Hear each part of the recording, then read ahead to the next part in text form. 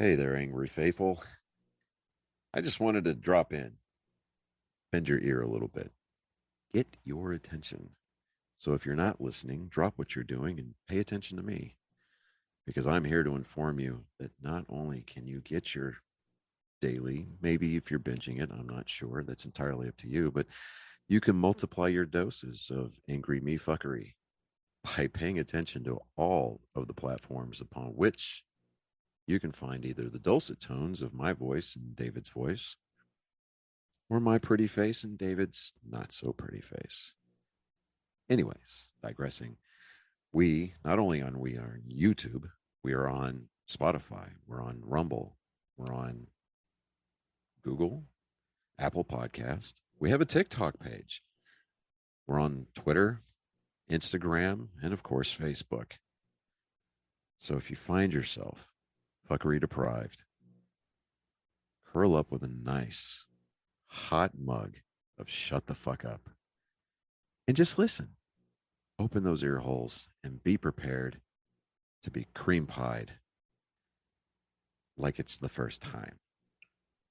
Thanks for listening.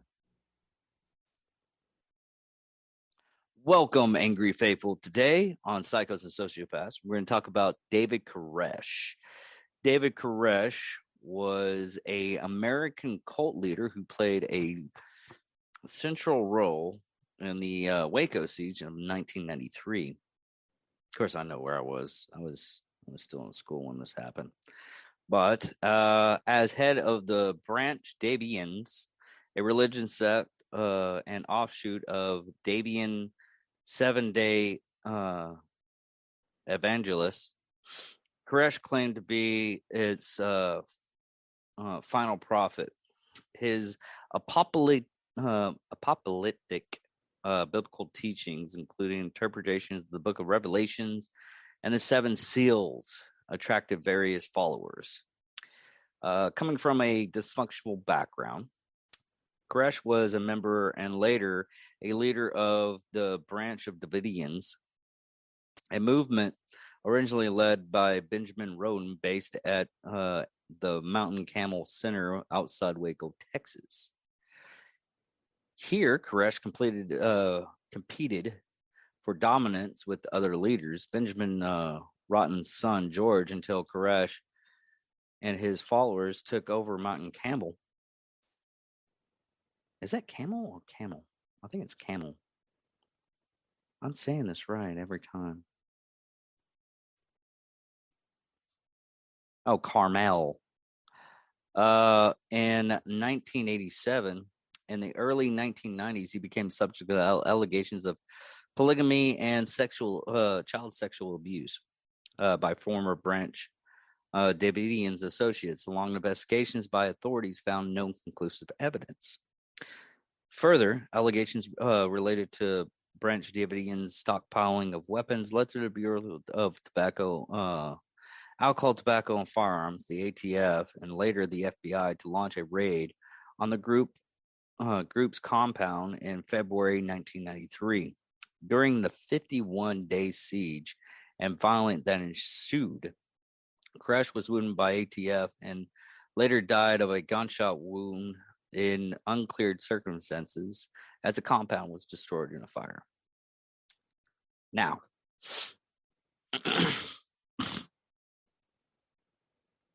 when I first heard about this when I was a kid, there's a lot of stipulations and everything like that, and I didn't learn more about it until like later in life when I was actually an adult. But today we're going to learn more about this evil man. And to my opinion, only my opinion, he was an evil man who done evil things. But David Koresh was born Vernon Wayne Howell on August 17th, 1959 in Houston, Texas, to a 14-year-old single mother, Bonnie Sue Clark, and father Bobby Wayne Howlett. Before Koresh, somewhat of age. Before Koresh was born, his father met another teenage girl, then abandoned Bonnie Sue, who began cohabitating with a violent alcoholic. In 1963, Koresh's mother left with her boyfriend and placed her 4-year-old son in the care of his maternal grandmother, Ednerly Clark. His mother returned when he was 7 after her marriage to a carpenter named Roy Hallman. Bonnie Sue and Hallman had a son together named Roger, who was born in 1966. Koresh did not meet his father until later in life when Koresh was 17. Koresh described his early childhood as lonely due to his poor study skills and dyslexia, which I have dyslexia. I learned to adapt. You can learn to adapt. My mother learned to adapt. He was put in a special education class nicknamed Vernie by his fellow students. Koresh dropped out of Garland High School in his junior year. When he was 19 years old, Koresh was in an illegal sex relationship with a 15-year-old girl who became pregnant. He claimed to become a born-again Christian and in the Southern Baptist Church, and soon joined his mother's denomination, the Seventh-day Adventist Church. There, Koresh and his allegedly found the Bible open to Isaiah 34:16, which states, no.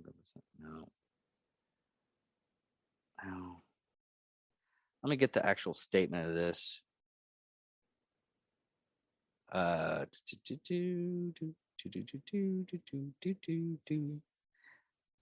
David's not prepared like usual.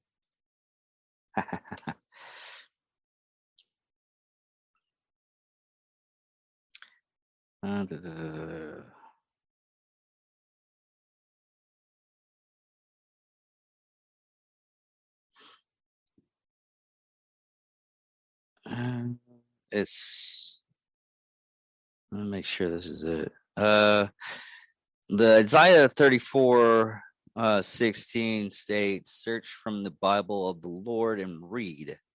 Not one of these shall fail, not one shall lack her mate, for my mouth has condemned it, and his spirit has gathered them.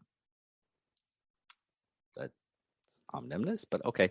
Starting with none shall want for her. Convinced this was a sign from God, Koresh approached the pastor and told him that God wanted him to have his daughter for a wife. The pastor threw him out, and when he continued to persist and pursue his daughter, he expelled him from the congregation. Yeah, that's a no-no. Don't go after the pastors. I mean, he flat out just like, dude, read in the Bible. I'm taking your daughter, man. God wants it. Come on. You upset? Why? God said it. I'm not making fun of people that are Christian or anything like that. It's just some people just read something and become so infatuated with it, and it's beyond me at times. In 1981, Koresh moved to Waco, Texas, where he joined the Branch Davidians, not to be confused with the Davidian Seven-Day Adventist Church. Benjamin Rotten, who died in 1978, had originated the branch group in 1955 with new teachings that were not connected with the original Davidians. Koresh played guitar and sang in the church service at the Mountain Camel Center, the sect headquarters outside of Waco. Sorry, my throat's parched.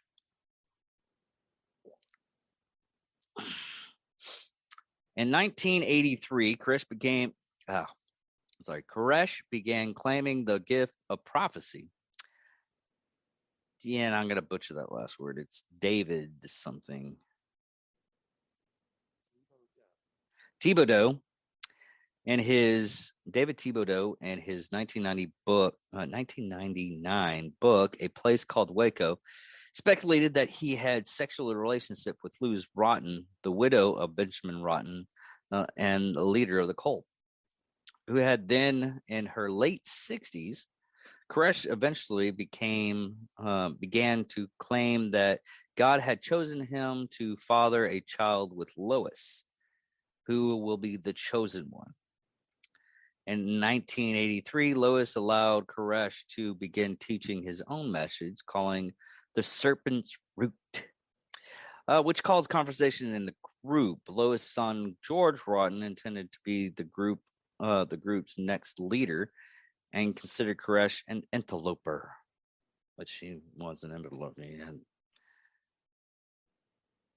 All rights and everything. Could you imagine that?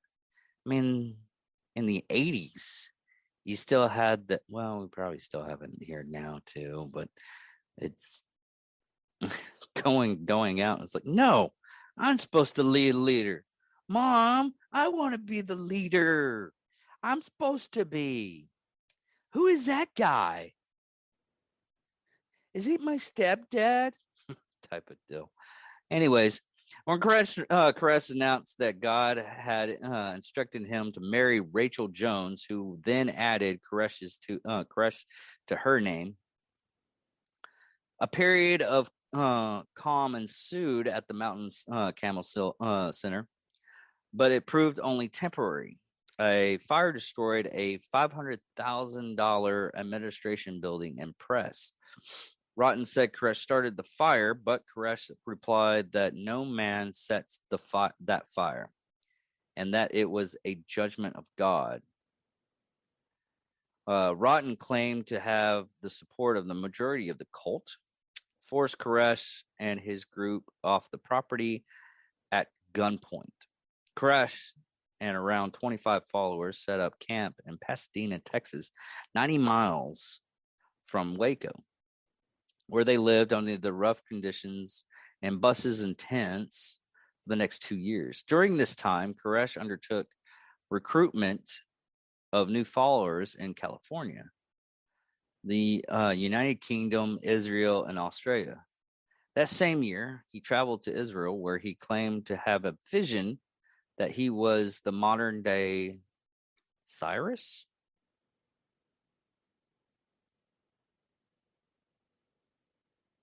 Oh, I'm getting this.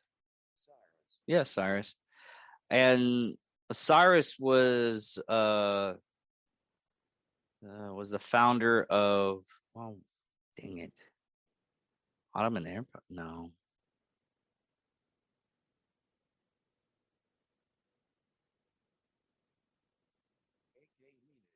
Achaemenid Empire, the first Persian Empire. Under his rule, the empire embraced all previous civilization states of ancient Near East.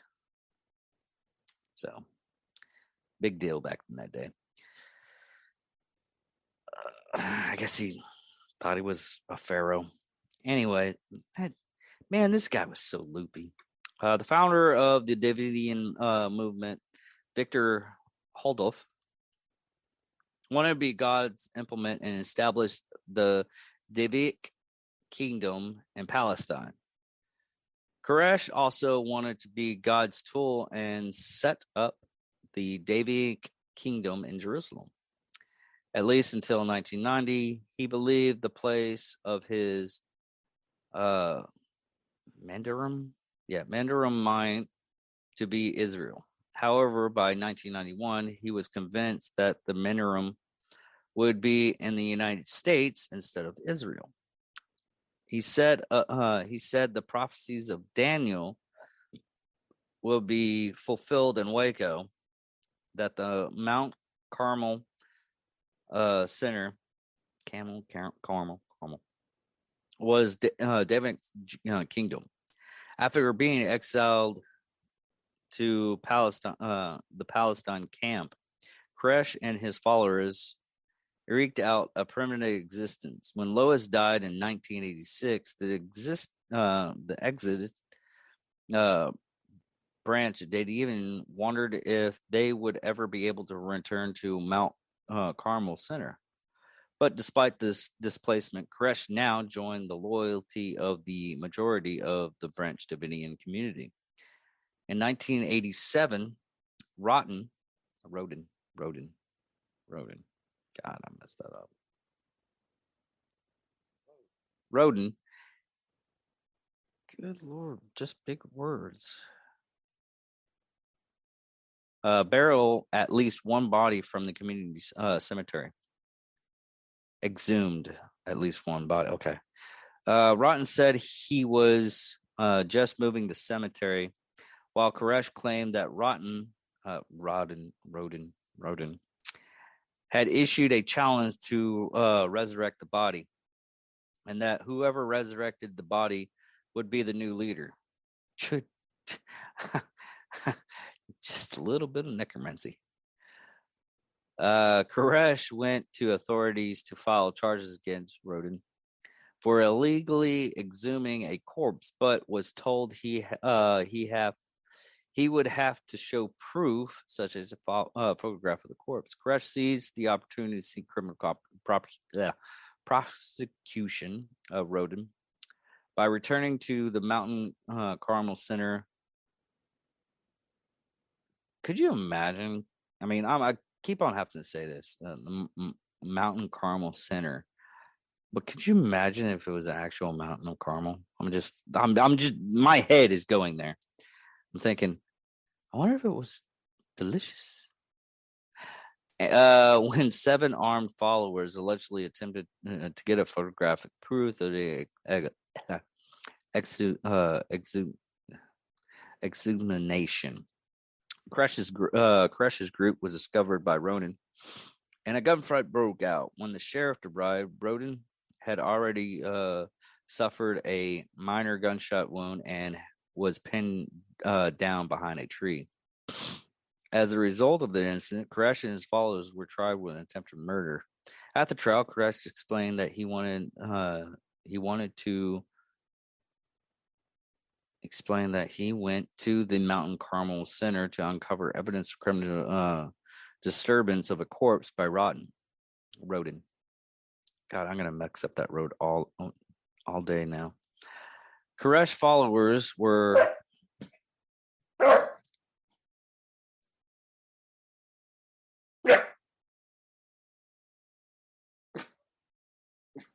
sorry, folks.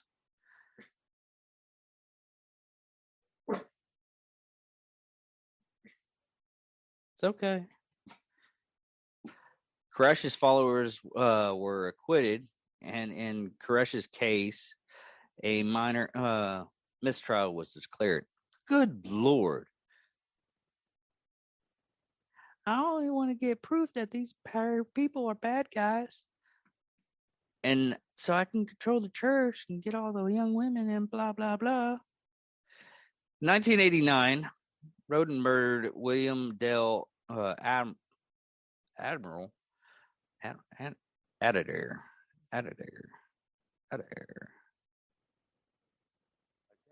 Yeah, Adair. With an axe blow to the skull after Adair stated his beliefs that he himself was the true Messiah. Good Lord. There's a lot of messiahs going around here. Roden claimed the man was sent by Koresh to kill him. He was judged as insane and confined to a psychiatric hospital at Big Screen, Texas. Since Roden owed thousands of dollars in unpaid taxes on the Mountain Carmel Center, Koresh and his followers were able to raise the money and reclaim the property. Roden continued to harass the Koresh factory by filing legal papers while in prison. When Koresh and his followers reclaimed the Mountain Carmel Center, they discovered that tenants who had rented from Roden had left behind a meth lab. This is all making sense now. Which Koresh reported to the police department and asked to have removed. Okay. I'm surprised he had it removed, honestly. Vernon Howell filed a petition in California State Supreme Court in Pomona on May 15th, 1990, to legally change his name for publicity and business purposes to David Koresh.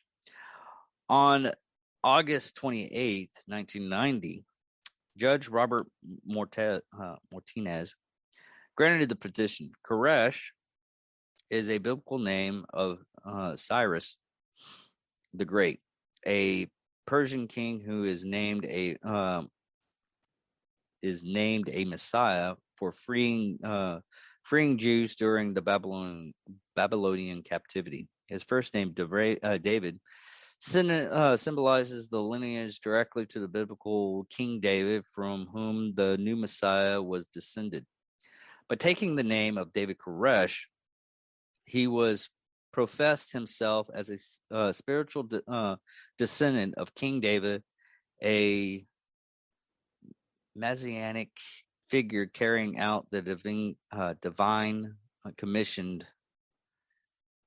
Jesus, I'm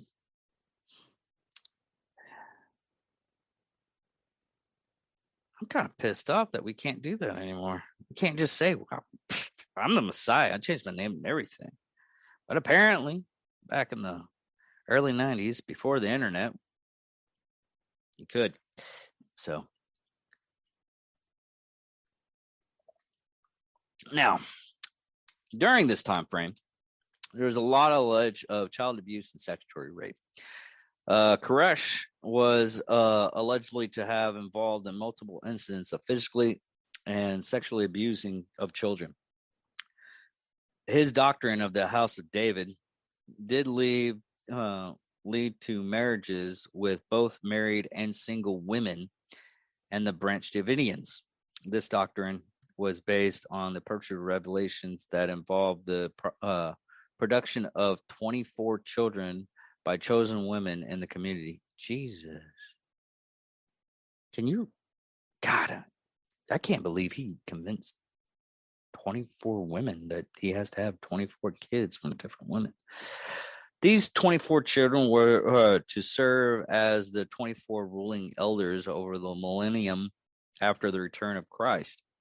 These were women purposely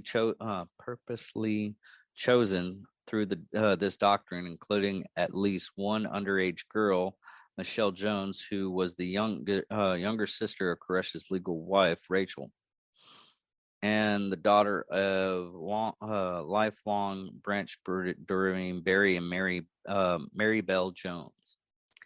A 6-month investigation of sexual abuse alleged by the Texas Child Protective Service in 1992 failed to turn up any evidence, possibly because the Branch Davidians concealed the spiritual marriage of Koresh to Michelle, assigning a segregated husband, David Timidoni, to the girl for a sake of appearance. Regarding the allegations of physical abuse, the evidence is less certain.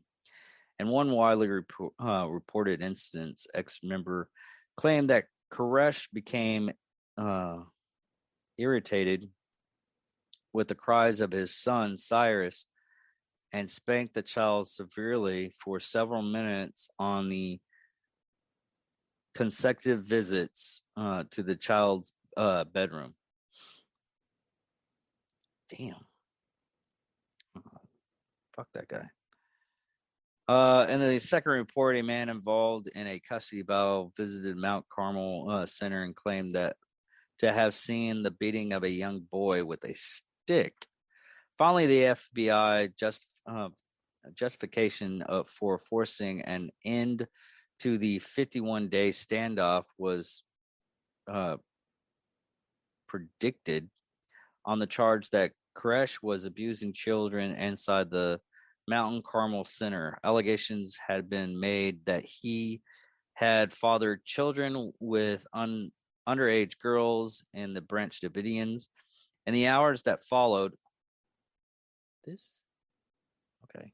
It trying to read this off of this thing, and it jumped on me. I'm sorry, folks, if it sounds like I'm getting confused. It's just it's where I'm reading this from. Whoever made this kind of just jumbled everything together. And the hours that followed the deadly confrontation, Attorney General Joe Reno told reporters, "We had specific information that babies are being beaten." However, FBI Director William Seasons publicly denied the charges and told reporters that they had no such information about child abuse inside the Mount Carmel Center. A careful examination of the other child abuse charges followed the evidence to be weak and ambiguous, casting a doubt of allegations. The allegations of child abuse largely stem from detractors and ex-members. The 1993 Justice Department report, city allegations of child sexuality and physical abuse, child abuse and sexual abuse.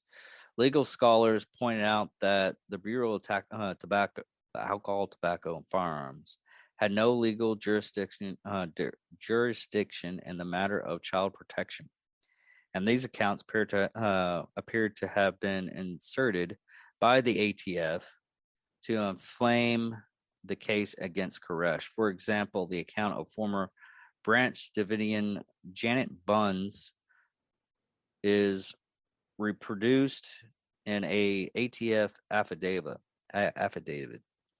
She claims that Koresh had fathered at least 15 children. He's got about bucket. With very Matt's not a strong shoot right now. With various women and girls. That she had personally delivered 7 of these infants. Buns also claimed that Koresh was annually annulling all marriages of couples who joined the group and had exclusive sexual access to the women and the girls. Thibodeau, a student of Koresh and one of the few to escape the fire that destroyed the compound, stated in 1980. Words are not helping me out right now. 2018, that while he considered Koresh a friend, he certainly was guilty of something. He was either a polygamist or was guilty of statutory rape, probably both. In his book, James Tabard stated that on a videotape that was sent out of the compound during the siege, Koresh acknowledged that he had fathered more than 12 children by several wives.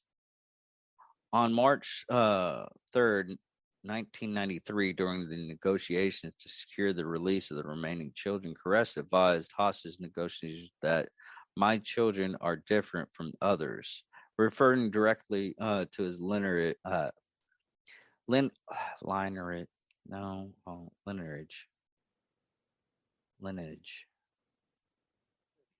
Lineage versus those children who he had previously released. The raid and siege by federal authorities. The Waco siege began in February 28th, 1993, when the ATF raided Mount Carmel Center.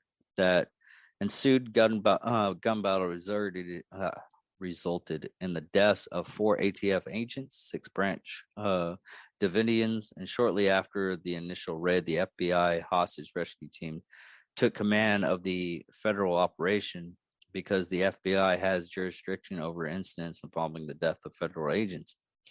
The negotiation team established contact Koresh inside the compound, communicating over in the next 51 days, including telephone exchange with various FBI negotiators.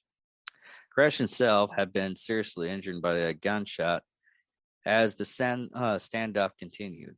He and his closest male associates negotiated delays so that he could write a religious document, which he had he had needed to complete before his surrender. Koresh conversation with the negotiation were dense, and they also included biblical imagery. The FBI negotiator treated the situation as a hostage crisis. The siege of Mount Carmel Center ended on April 19th, 1993, when U.S. Attorney General Janet Reno approved recommendations of the FBI official to proceed with a final advance in which the Branch Davidians would be removed from Mount Carmel Center by force. In the attempt to flush Koresh out of the stronghold, the FBI resorted to pumping CS gas, which I will fucking run with that shit. If you say, hey, we're going to pump the place with CS gas, I would be, oh, I'm out. That stuff is no joke. It sucks. Into the compound with the aid of a M728 combat engineer vehicle. Oh, dude, that was cool. Which has equipped with battering ram. In the course of the advance, the Mount Carmel Center caught fire in its circumstances that remained disputed. Barricades inside the building, 79 Branch Davidians perished in the ensued blaze. 21 of these victims were children under the age of 16. Koresh, then 33, died of a gunshot wound to the head during the course of the fire. It is unknown whether he committed suicide or if he was killed. According to the FBI, Steve Snyder. Hold on. Yeah, Snyder. Koresh's right hand man, who probably realized that he was dealing with a fraud, shot and killed Koresh and then committed suicide by the same gun. The medical examiner reported 20 people, including 5 children under the age of 14, had been shot, and a 3-year-old had been stabbed in the chest. Jesus Christ. Ugh. In the aftermath, Koresh is buried at a Memorial Park Cemetery in Tyler, Texas. In the Last Supper section, several of his alum were released. Albums was released, including Voice of the Fire in 1994. In 2004, Koresh's 1968 Corvette Camaro had been damaged during the raid, sold for $37,000 at auction. It is now owned by Ghost Adventures host Zach Bagans. Timothy McVeigh and Terry Nichols cited the Waco siege as a motivation for the Oklahoma City bombing of April 19th, 1995, which was timed to coincide in the second anniversary of Waco's assault. 4 documentary films have been made about the siege, including different versions of Waco, The Rules of Engagement, Waco's New Revelation, Waco, The Big Lie, Waco, The Madman or Messiah. In 2018, BBC Radio 5 Live created a radio broadcast until it ends of day, which was about the death and life of David Koresh. His involvement in the Waco siege and the recruitment of people who lived in Nottingham, Manchester, and London into the Branch Davidians, the Court TV television series Mugshot released an episode about Koresh. A Mexican movie was made entitled hold on, Spanish word. Tragito Enrico Waco, or the tragedy is I'm not even saying that. But that's about it on this guy, on David Koresh. He God. I of all the cults and everything like that I have to go over on these episodes, it's just I can't get people to do anything I want on a job site that needs to be done. And this guy just, dude, I fucked like 24 women. What? But anyways, everybody, I'll talk to y'all guys later. Just wanted to shout out that if you're listening to this and you're in the Wichita Falls area, O'Brien's is having a charity event on Saturday, June 11th. It's going to be an all day thing. They have raffles and everything like that. Just to let you guys know that we're going to be a part of it. We're going to volunteer our time. And if you're out there, come see us. And I will check everybody out later. Thank you for listening.